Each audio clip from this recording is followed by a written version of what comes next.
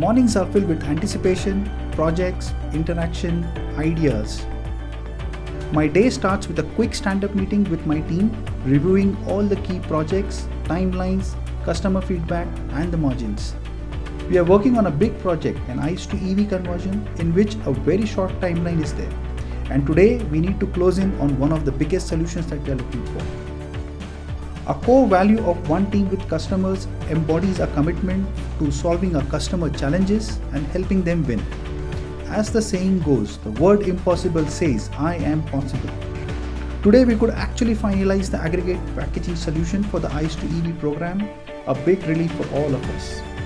Walking customers through our demos, this is where we really show how we do it in practical sense and win the customer trust. As we solve customer challenges, it's our duty to recognize teams that go above and beyond to win their trust. Today was one such day.